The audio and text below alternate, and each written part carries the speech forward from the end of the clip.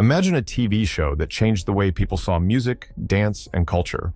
In this video, we'll explore its exciting beginnings, its brightest days, and the single shocking event that led to its end after over 30 years on the air. In the late 1960s and early 1970s, African-American artists seldom saw themselves on mainstream television.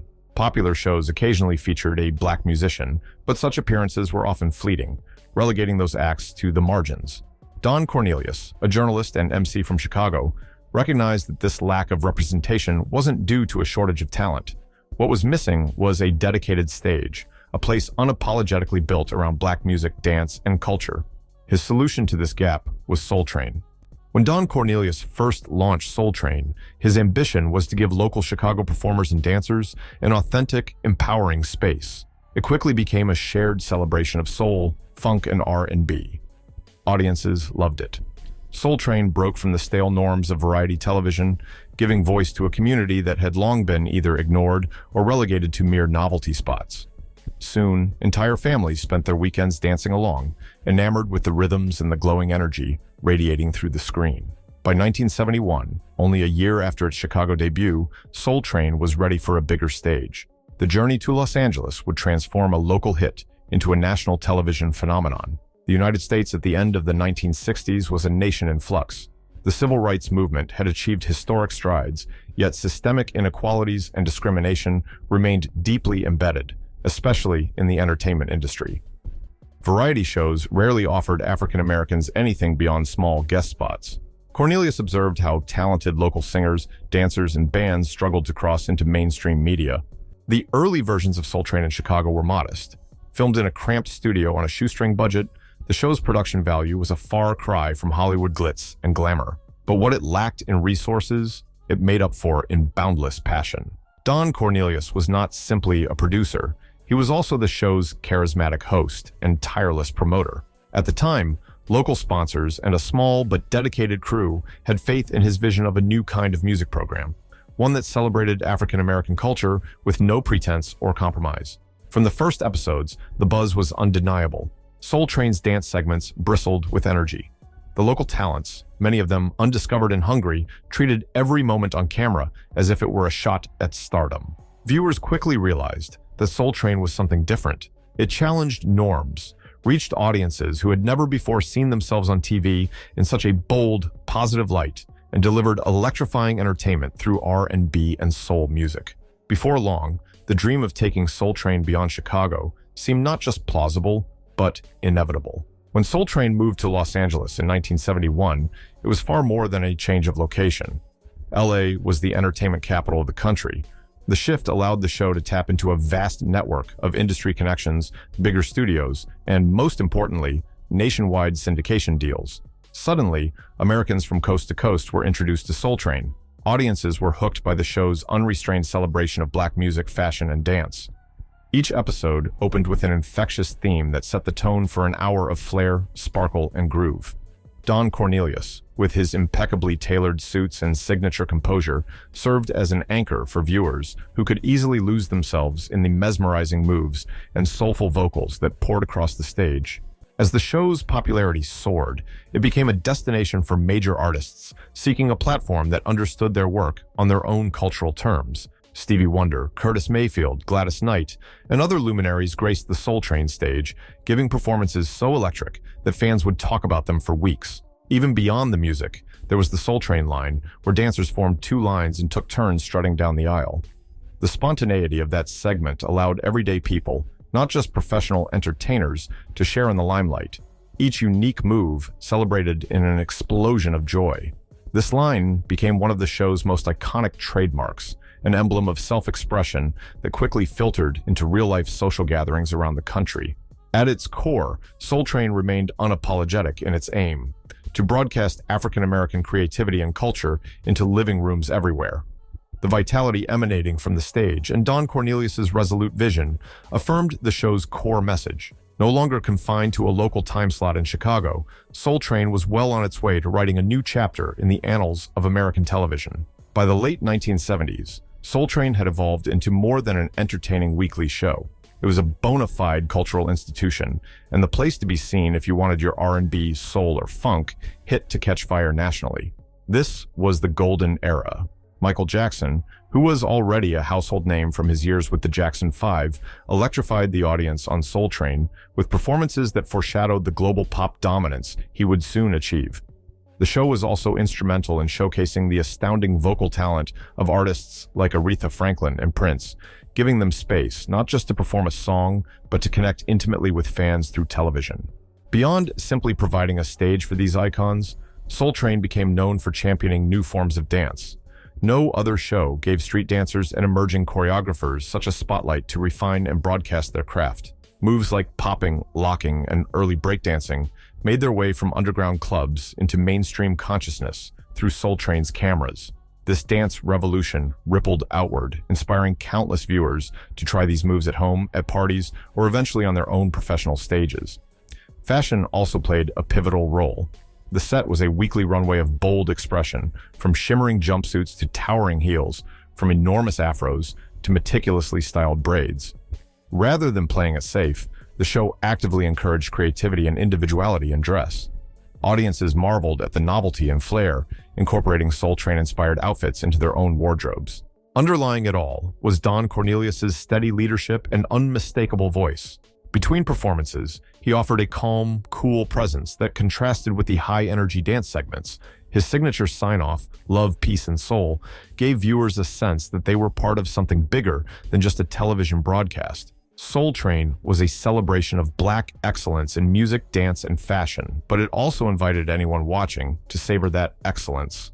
Thanks to the show's rapidly growing fan base, new acts could launch into fame if they made a memorable Soul Train appearance. Established stars returned regularly because they knew that, with Don Cornelius at the helm, they would be met with respect and authenticity. By the mid-1980s, Soul Train had even spun off into its own annual event, the Soul Train Music Awards. The show, the dances, the fashions, and Cornelius himself all thrived in this golden era, forging memories that fans cherish to this day. Soul Train's impact reverberated far beyond the music industry. It became a weekly gathering point for the African American community, bridging generational gaps through a celebration of dance, style, and sound. Because it aired on syndicated channels, many families across different regions of the United States considered it a tradition to watch Soul Train together every weekend. This routine fostered a sense of unity. Children, parents, and grandparents bonding over the same music and even trying new dance steps in their living rooms. In a period when underrepresentation on television remained a major issue, Soul Train showcased Black artists and Black culture front and center. The show confronted stereotypes, portraying African Americans as creative trendsetters who had a right to their own cultural space on national TV. Beyond that, Soul Train introduced music and dances from funk to disco to emerging hip-hop. Whether it was Barry White crooning a soulful ballad or Run DMC laying down their crisp rap verses, millions got a first-hand look at musical evolutions that would soon dominate the airwaves. Viewers who had never before experienced such regular exposure to Black culture were getting immersed in the rhythmic landscape Don Cornelius and his team presented. Internationally, fans watched syndicated rebroadcasts or traded tapes, so the influence traveled well beyond American borders. Even in places that didn't share the same historical context, the energy and cultural pride on display attracted wide curiosity. The Soul Train ethos of love, celebration, and forward-thinking artistry underpinned its ability to appeal to diverse audiences around the globe. By the 1980s and early 1990s, Soul Train was not just a show, it was an institution. It had garnered various accolades and a fervent fan base. Artists clamored for a chance to appear, and each successful performance turned into a stepping stone for further acclaim. Nevertheless, even as Soul Train reached these celebrated heights, change was on the horizon. Music tastes were evolving, media competition was intensifying, new technologies were emerging.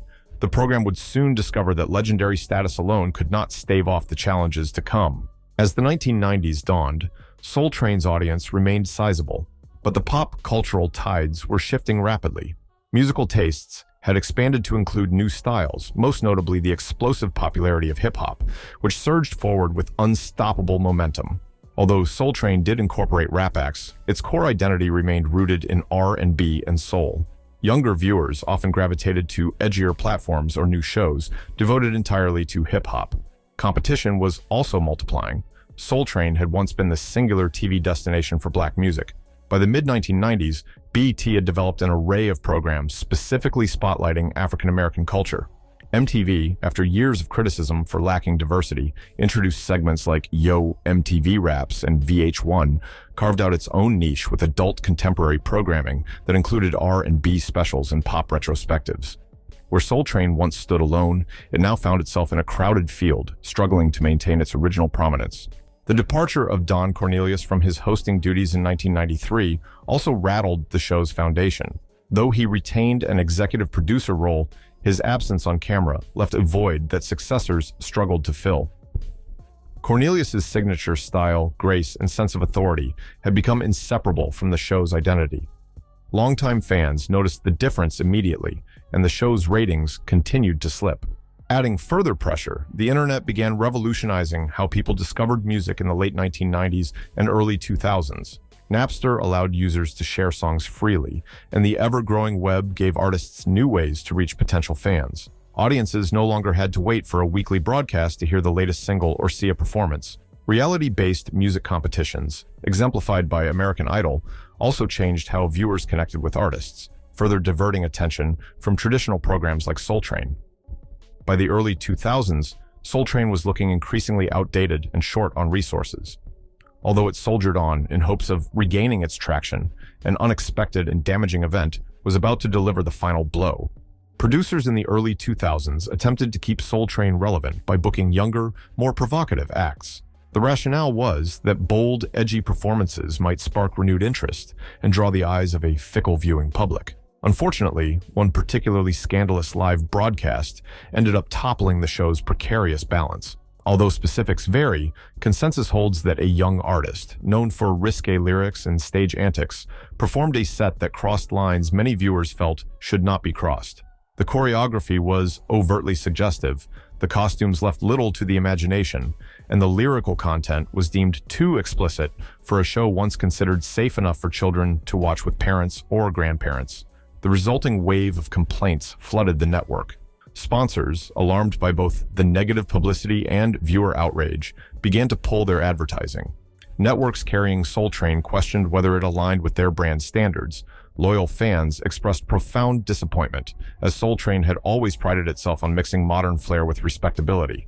In 2006, after a storied run of over 35 years, Soul Train was discontinued. The final episodes aired with little fanfare, a shadow of the once vibrant celebration that had captured the hearts of millions. The sets were modest, the guest lineup less star-studded, and the once eager advertisers nowhere to be found. The public relations fallout from the infamous performance hung heavy over the show's last days, confirming to many that Soul Train could not sustain itself in the modern era. For Don Cornelius, who had been so intimately tied to Soul Train's creation and success, this must have been a difficult chapter to witness, even from behind the scenes. The dream that began in a small Chicago studio, which had grown into a beacon of possibility and representation, ended with a mixture of regret and resignation. But while the show itself disappeared from regular programming, its influence was far from erased. The show's dance legacy is equally enduring. Long before TikTok challenges and viral YouTube routines, Soul Train was the place where everyday individuals could earn widespread recognition through choreography that was sometimes spontaneous, sometimes practiced and perfected.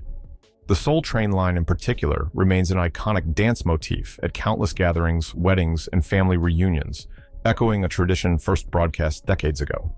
Soul Train was never simply a venue for music videos or guest performances. It was a weekly event dedicated to amplifying the soul of a community, often overlooked or minimized by mainstream television.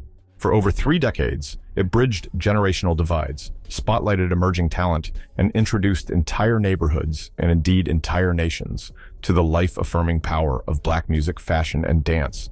In many ways, Soul Train's spirit lives on. Its signature motto, love, peace, and soul, is a timeless call to keep music fun, vibrant, and connected to the community. When you watch a new dance challenge on social media or attend a gathering where everyone eagerly forms at 2 lines for an impromptu dance-off, you're seeing Soul Train's legacy in action.